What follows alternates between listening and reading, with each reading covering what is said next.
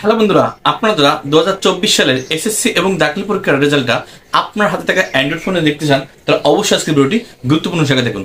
কেননা আজকের এই ভিডিও দেখো আপনাদেরকে খুব সহজেই একেবারে কিন্তু মার্কশিট সহ গ্রেড শিট সহ আপনি কিন্তু খুব সহজেই আপনার হাতে থাকা অ্যান্ড্রয়েড ফোন দিয়ে কিন্তু আপনি দেখতে পারবেন ঘরে বসে থেকে কিভাবে আপনি এসএসসি এবং দাখিল পরীক্ষার রেজাল্টটা দেখতে পারবেন। তো চলুন ভিডিও শুরু করে আপনাকে বলে রাখি, আপনি যদি আমার চ্যানেল নতুন থাকেন তাহলে অবশ্যই আমার চ্যানেল সাবস্ক্রাইব করে রাখবেন এবং পাশে থাকা বেল বাটন ক্লিক করে রাখবেন নতুন নতুন ভিডিওর জন্য, এবং ভিডিওটি ভালো লাগলে অবশ্যই লাইক করতে ভুলবেন না। আমি সাইজুল ইসলাম বাবু আপনাদের সাথে, আর আপনারা দেখছেন আমার channel as Bangla tips.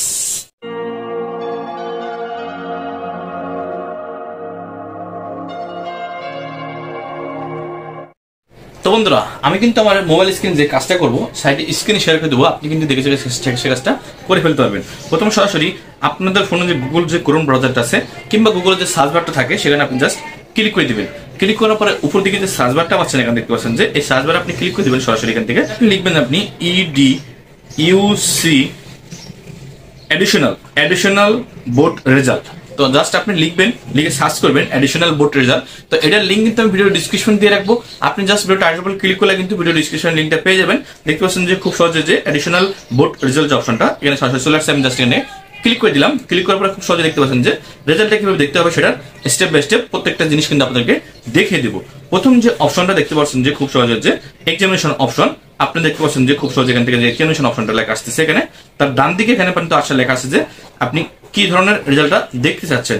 Just এখান থেকে আমি জাস্ট এখান থেকে ক্লিক করে দেবো। এটাকে ক্লিক করে দিয়ে কি লিখবো, এখানে এসএসসি এবং দাখিল। দেখতে পাচ্ছেন যে খুব সহজে এসএসসি এবং দাখিল যে অপশনটা, এটা কিন্তু এসএসসি এবং দাখিল পরীক্ষা যারা দিচ্ছেন তারা এখানে সিলেক্ট করে দিবেন। কিংবা আপনাদের এসএসসি যারা ভোকেশনাল দেখতে চাচ্ছেন তো এসএসসি ভোকেশনালটা এখান থেকে সিলেক্ট করে দিবেন। খুব সহজে এখান থেকে জাস্ট এসএসসি এবং দাখিল পরীক্ষার রেজাল্টটা দেখার জন্য আমি জাস্ট এখানে সিলেক্ট করে দিলাম।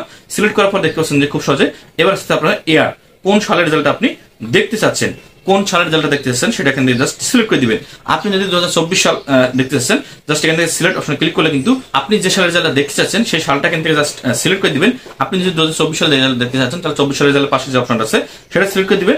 আমি কিন্তু কি করব, এখানে 2024 সালের রেজাল্টটা যেহেতু এখনো পাবলিশ হয় নাই, যেহেতু আমি যে ভিডিওটা করতেছি এখন, আমি জাস্ট 15 সালের রেজাল্ট এখান থেকে দেখতে চাবো। 15 সালের রেজাল্টটা দেখতে হবে, জাস্ট 15 সালটা এখানে সিলেক্ট করে দিলাম। আপনি যে কোন সালের রেজাল্টটা কিন্তু এভাবে দেখতে পারবেন। দেখতে পাচ্ছেন যে খুব সহজে এবার আসতেছে আপনার বোর্ড, কোন বোর্ডের রেজাল্ট আপনি দেখতে চাচ্ছেন, কোন বোর্ডের রেজাল্টটা দেখতে চাচ্ছেন সেটা এখান থেকে জাস্ট সিলেক্ট করে দিবেন। দেখতে পাচ্ছেন যে সিলেক্ট অন, এই যে অপশনটা সিলেক্ট অন জাস্ট আপনি ক্লিক করে দিবেন। আমি কিন্তু এখানে কি করবো, ঢাকা বোর্ড, আপনার যে বোর্ড থাকবে সহসা বোর্ড আপনি সিলেক্ট করে দিবেন। এবং আপনি যদি মাদ্রাসা বোর্ড থেকে হয়ে থাকেন তাহলে কিন্তু আপনি মাদ্রাসা যে অপশন আছে দেখতে পাচ্ছেন যে খুব সহজে মাদ্রাসা বোর্ডটাকে সিলেক্ট করে দিবেন। এবং আপনি যদি টেকনিক্যাল থেকে দেখে রেজাল্টটা দেখতে চাচ্ছেন তাহলে টেকনিক্যাল থেকে সিলেক্ট করে দিবেন। এবং আপনি যদি আদার্স যে বিভাগটা আছে আপনাদের সেগুলো আপনি এখান থেকে সিলেক্ট করে নেবেন।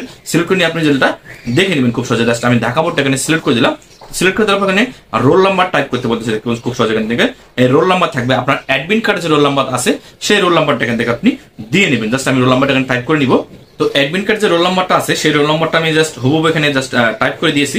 এবার আমার রেজিস্ট্রেশন নাম্বার, অ্যাডমিট কার্ডে যে রেজিস্ট্রেশন নাম্বারটা থাকবে সেই রেজিস্ট্রেশন নাম্বারটা এখানে আপনি সিলেক্ট করে দিবেন। দেখতে পাচ্ছেন এই পাশে যে ঘরটা আছে এই পাশে ঘরে এখানে জাস্ট আপনি সিলেক্ট করে দিবেন। রেজিস্ট্রেশন নাম্বারটা এখানে দিয়ে নেব। তো এখান থেকে কিন্তু আমার রোল নাম্বার পরে রেজিস্ট্রেশন নাম্বারটা এখানে টাইপ করে দেওয়া শেষ। এবার কি করবো, দেখতে পাচ্ছেন যে খুব সহজে এখানে কিন্তু দুটি সংখ্যা আসছে। এখানে দেখতে পাচ্ছেন যে 1+1 সমান সমান কত।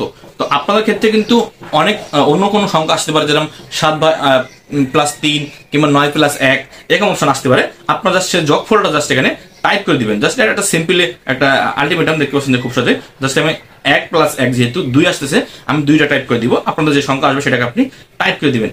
টাইপ করার পর সঙ্গে যোগ করে দেখা আপনাদেরকে দেখতে পাচ্ছেন যে খুব সহজে এখানে দেখতে পাচ্ছেন যে সাবমিট বলে অপশন, এই সাবমিট অপশন জাস্ট আপনার একটা ক্লিক করে দিবেন। জাস্ট সাবমিটে ক্লিক করে দেবো। সাবমিটে ক্লিক করে সঙ্গে সঙ্গে জাদু একেবারে দেখতে পাচ্ছেন যে খুব সহজে যে সালের রেজাল্টটা দেখতে চাচ্ছিলাম 2015 সাল, সেই 15 সালের রেজাল্টটা চলে আসছে। এবং এসএসসি এবং দাখিল পরীক্ষা যে তার নাম, ঠিকানা এবং তার গ্রেড কত আসছে দেখুন। ফার্স্ট অফ অল তার GPA 5, তার রেজাল্টটা কিন্তু আশা করি মোটামুটি ভালো হয়েছে। GPA 5 খুব সুন্দর একটি রেজাল্ট। জাস্ট আমি GPA 5 দেখতে পাচ্ছেন যে খুব সহজে তার রেজাল্টের অপশনটা চলে আসছে এখান থেকে। এবং সে সাবজেক্ট যে কোন কোন সাবজেক্টে কি কি গ্রেড পেয়েছে, গ্রেড মার্কশিট যেটা বলছিলাম সেটা কিন্তু এখান থেকে দেখতে পাবেন খুব সহজে। এখানে দেখতে পাচ্ছেন প্রথমে যে তার সাবজেক্ট কোড নাম্বারগুলো, এখানে কিন্তু সাবজেক্ট কোড নাম্বারগুলো, এবং খুব সহজে তার পাশে কিন্তু দেখতে পাবেন যে সাবজেক্ট নামগুলা, কি কি সাবজেক্টে সে কি কি পারে দেখতে পাবেন যে খুব সহজে যে বাংলা কিন্তু এখানে 101 নম্বর কোড সাবজেক্টের। এবং আপনি যদি দেখতে পাচ্ছেন যে খুব সহজে বাম দিকে স্ক্রল করে দেখবো, সরাসরি বাম দিকে স্ক্রল করে দেখতে পাবেন যে গ্রেড সে আপনি কিন্তু তার যে বাংলায় সে পেয়েছে কি A+, এবং ইংলিশে পেয়েছে কি A+। দেখতে পাচ্ছেন খুব গ্রেট শিটটা এখান থেকে কিন্তু সরাসরি এখান থেকে দেখা যাচ্ছে। জাস্ট এটাকে আপনি ছোট করবেন, এখানে ছোট করে জাস্ট এটাকে কি করবেন, স্ক্রিনশট দিয়ে নেবেন। একটা স্ক্রিনশট দিয়ে নিয়ে কি হবে, আপনার যে রেজাল্ট আছে আপনি কিন্তু খুব সহজে এটা কিন্তু পরবর্তীতে প্রিন্ট করে নিতে পারবেন। তো জাস্ট আমি আশা করি আপনাদের এ টু জেড বোঝাতে সক্ষম হয়েছি, এবং ভিডিও নিতে যদি কোনো সমস্যা হয়ে থাকে তাহলে অবশ্যই আমাকে কমেন্টের মাধ্যমে জানাতে ভুলবেন না। তো সব ভালো থাকবেন, সুস্থ থাকবেন, আল্লাহ হাফেজ, আসসালামু আলাইকুম।